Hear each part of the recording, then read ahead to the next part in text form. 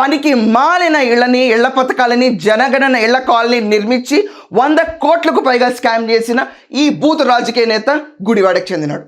ఈ గుడివాడకు చెందినాడు ఎక్కడైనా ఆగుతాడా? Mass ragging, జనాల్ని మాస్ ర్యాగింగ్. అండ్ ఈ మాస్ ర్యాగింగ్ చూసిన ప్రతి ఒక్కళ్ళు ఎంత చండాలంగా ఫీల్ అయ్యారంటే, చిచ్చే ఈ సో కాల్డ్ వ్యక్తి గురించి ఎవరన్నా మాట్లాడుకుంటే కనుక ముందు ఇతను గెడ్డం కొరిగేయండి అని చెప్పనాలి.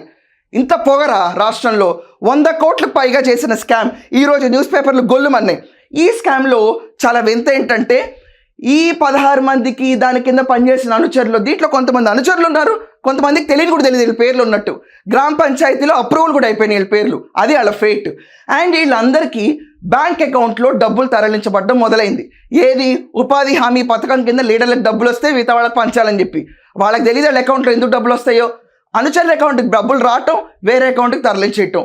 అండ్ ఈ భాగవతం అంతా బయటపడింది ఎప్పుడంటే, vigilance department and IT department వాళ్ళు మీరు ఇన్కమ్ ట్యాక్స్ కట్టాలి, మీ అకౌంట్లో ఇన్ని కోట్లు వచ్చినాయి, ట్రాన్సాక్షన్ అయిందంటే మాకేం తెలుసు స్వామి, మా అకౌంట్లో ఇన్ని కోట్లు రావడం ఏంటని చెప్పి ఈ గెడ్డం గ్యాంగ్ హెడ్ దగ్గరికి వెళ్తే, ఏం కంగారు పడకు, మన వాళ్ళతో డెత్ సర్టిఫికేట్ క్రియేట్ చేస్తాను, నువ్వు చనిపోయావని క్రియేట్ చేద్దాం, అప్పుడు ట్యాక్స్ కట్టాల్సిన అవసరం లేదని చెప్పాడంట. ఏమండి ఇది?